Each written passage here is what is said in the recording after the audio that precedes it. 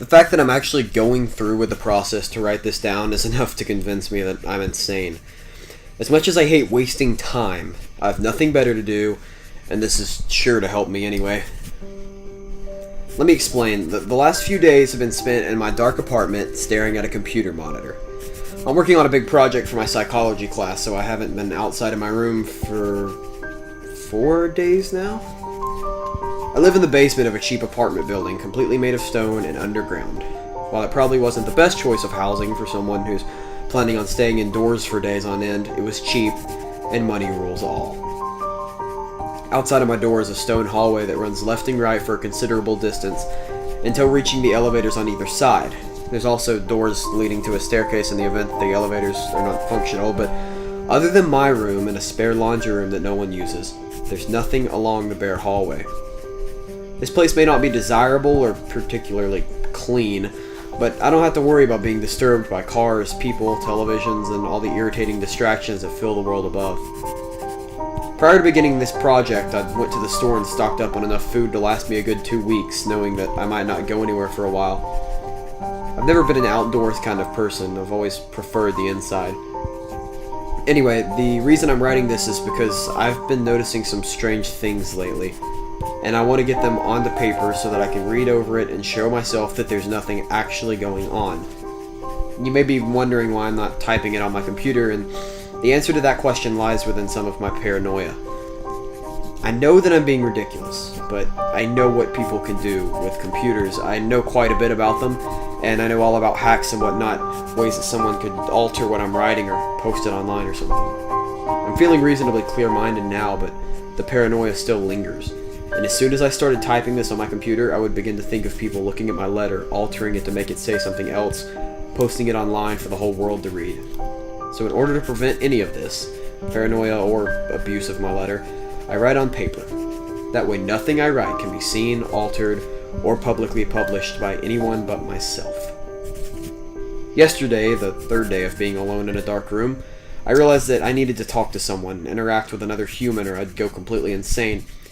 This honestly bothers me, just writing it down, but the last few days I've actually been imagining people, old friends of mine, teachers, and family.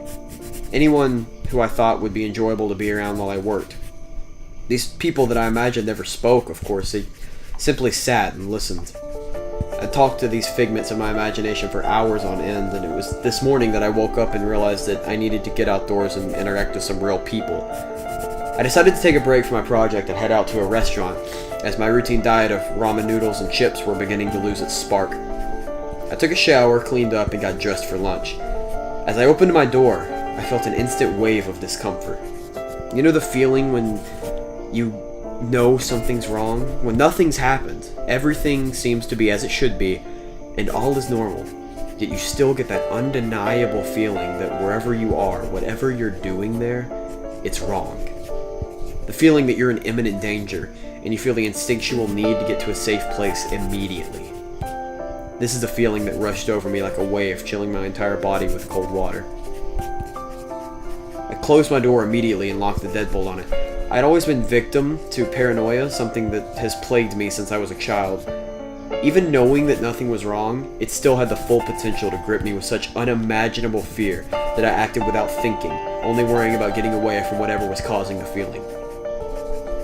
I placed my ear against the door and listened to see if I could hear anything in the hallway. The stone hallway echoes loudly, so the drop of a pin would ring through the hallway like an air raid siren. After what must have been 10 minutes of standing there silently listening to nothing, I realized how foolish I was being and opened the door. I told myself that no one was there, that nothing was wrong, and that I was just being paranoid out of my mind. I stepped outside my door, stood for a while, and when the feeling didn't return for a good 30 seconds, I closed the door behind me and began towards the elevator. I listened to my footsteps hit the stone floor, an echo off the walls filling the hallway with such a clatter that a blind man would think he'd wandered into a high school. About halfway down the hallway, a thought entered my mind.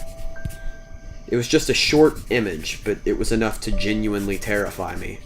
Writing it down now, I understand how unreasonable and silly this is, but as I walked down the hallway nearing the elevator, I thought of someone behind me. following me down the hallway trying to catch me, and my mind became unraveled. I knew it was irrational, but the fear got the better of me, and I began to walk quickly down the hall, trying not to think of the thing behind me. I don't know if you've ever been in a creepy place by yourself or even with a friend, but no matter how calm you are, if one friend even begins to jog, you'll soon all be sprinting full speed, running from nothing more than your own fear. This is what happened to me. I began to fast walk, and as I did, I dwelled on the person, the entity behind me, and I now question myself, but I could have sworn to God that I heard a footstep behind me. I don't know how I could have picked up on it over the sound of my own, but I grew into a panic and began sprinting down the hall towards the elevator. I was close now, and I realized that once I got there, I would have to push the button and stop and wait for the door to open. I whispered to myself, "There's nothing behind you. You know that you're acting idiotically. There's nothing behind you. You're perfectly safe." I neared the button, and I quickly stopped, hit the button, and whirled around to look at the hallway behind me. To my relief, it was empty. I released a deep sigh of relief, and then one of frustration at my stupidity and psychotic behavior. I listened to the elevator descend, never looking away from the hall. When the bell rang, I turned around and walked through the open doors, looking into the corner, and hit 1. As the door started to close, I looked back into the hallway, and to my relief saw nothing but bare stone. When I got to the top floor, I was completely surprised. Outside the glass door of the apartment lingered the darkness of night with nothing but the streetlights and moon as lighting. I realized I hadn't even looked at the time before I left the apartment and walked towards the doors. I didn't open them. I had no wish to go outside. I simply put my head against the glass and peered out into the street. I was taken aback. The apartment I lived in wasn't nice, but it did have the plus of being in central Los Angeles, a very populated area. However, staring into the streets, I didn't see a single soul. There was a heavy fog that lingered over the street, making it hard to see, but surely if someone had been outside there, I would have seen them. I continued to stare and scanned the outside. I stood there for at least 5 minutes, and not a single car or pedestrian walked by. I found this very odd, but didn't think much of it, blowing it off as sheer luck. I came back down to my apartment after that, this time walking the entire stretch of stone hallway without getting paranoid. I came in and began writing this down, and I can tell it's already helping.